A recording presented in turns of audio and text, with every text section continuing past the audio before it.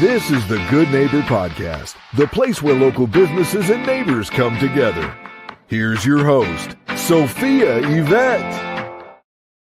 Welcome to the Good Neighbor Podcast. Are you in need of a marriage coach? Well, one may be closer than you think. Today, I have the pleasure of introducing your good neighbor, Dick Ivey, with 24kgoldmarriage.org. Dick, how are you today? I'm older than I've ever been, but I've never been better.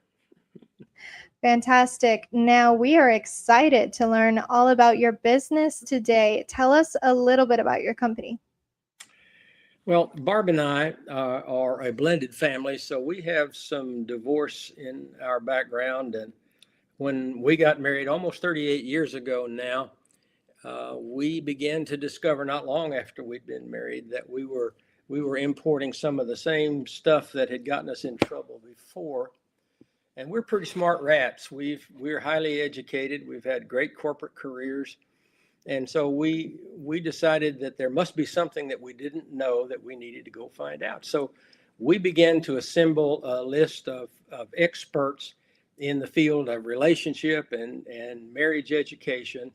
And it wasn't long before we figured out that there were some things that nobody ever bothered to teach us. And so we began to drink from the fire hose until we gathered up that kind of information.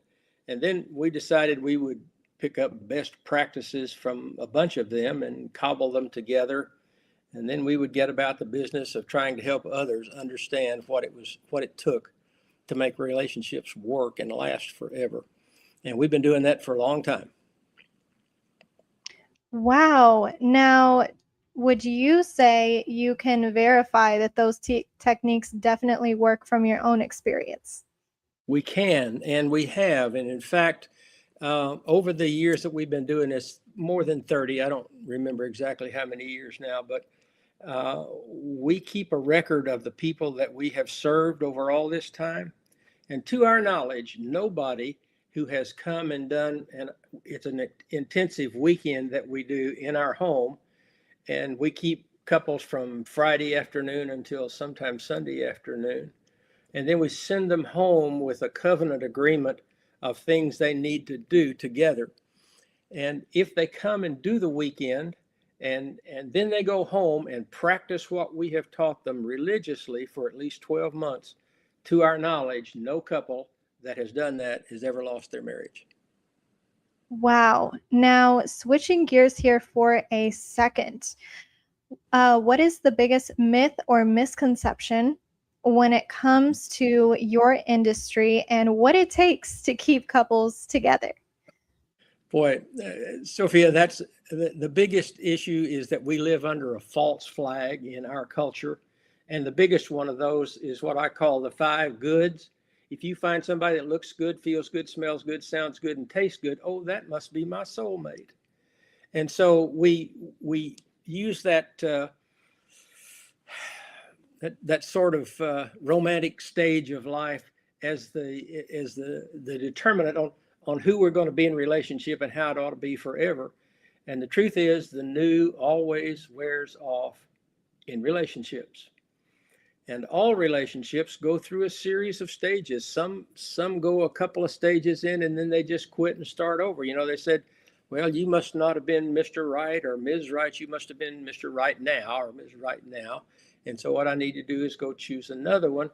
And that doesn't work because you keep drawing into relationships all of the same stuff that caused you to fail in the first place. And so the other piece of this puzzle that we don't teach is how to do assertive listening. Couples just don't learn how to do that. Nobody's teaching that. The church isn't doing it. The school's not doing it. Homes are not doing it. Institutions of higher learning are not doing it. And so we just cast couples adrift with the assumption that the question that they need to ask is, what's in it for me? When in truth, the question that every couple needs to ask each other is, how can I serve you better? I love that. I love that. Now, I certainly do have more questions to ask you, Sure. But we know marketing is the heart of every business. So if you can give us a broader idea on who exactly your target customers or audience are and how do you attract them today? Well, there are three different segments of the population that we help. We help those who are just getting started.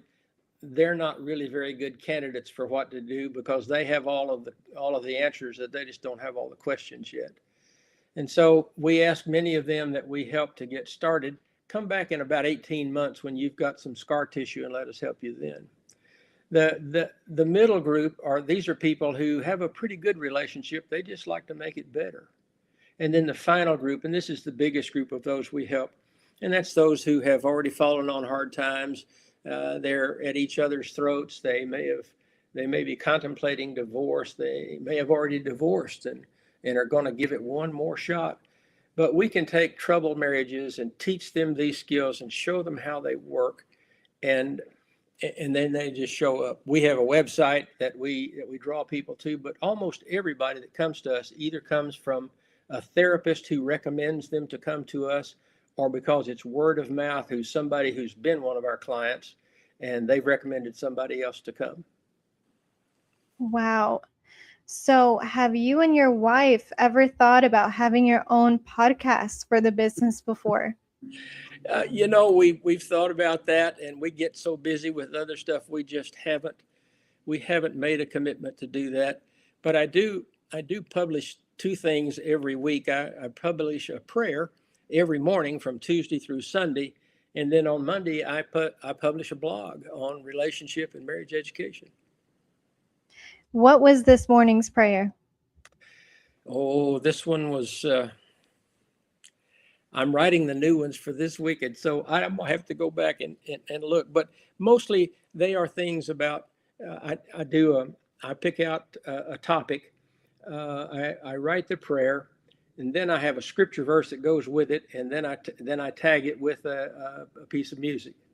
And today I wrote one because we have some problems with one of our grandchildren, and it'll be out this next week. And just about asking God's blessings and care upon them.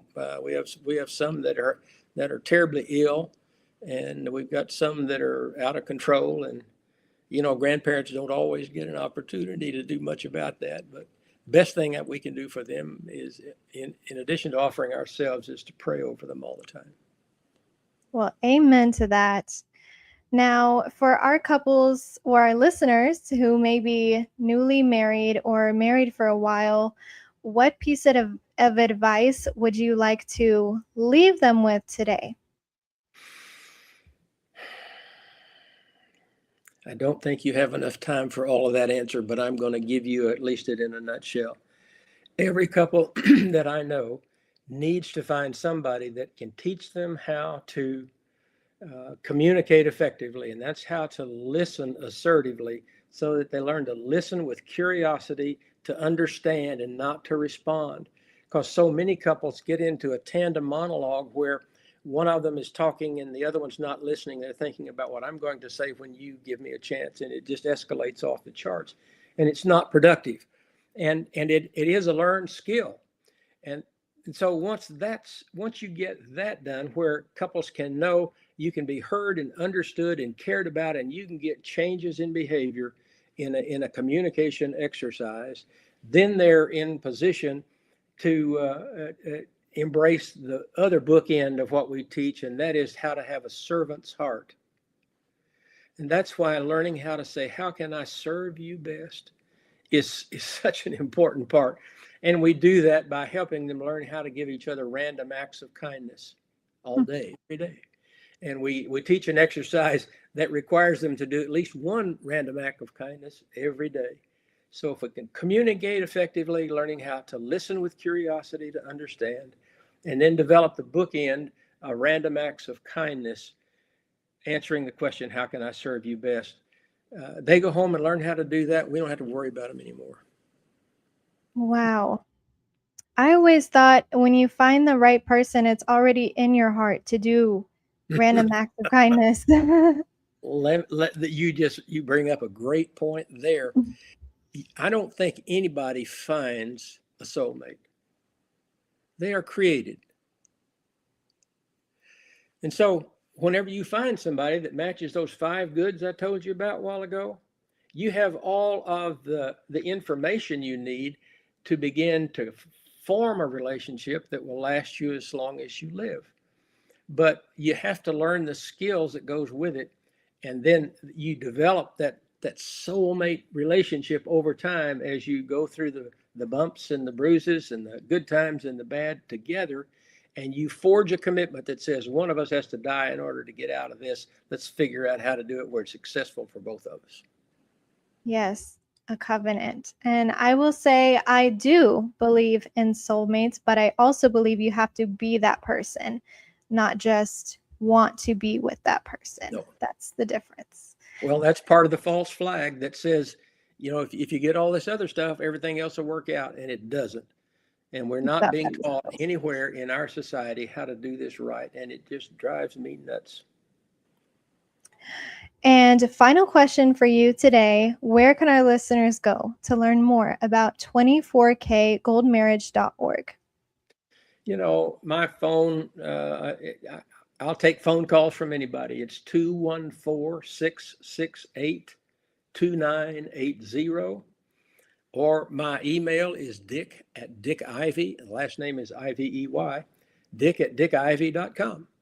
Or you can go to the website, which is https://www.24kgoldmarriage.org. And you can connect with us there. Well, Dick, I really appreciate you being on the show today. We wish you and your business the best moving forward. You are terrific. Thanks for having me on. Thank you for listening to the Good Neighbor Podcast. To nominate your favorite local businesses to be featured on the show, go to gnpfrisco.com. That's gnpfrisco.com.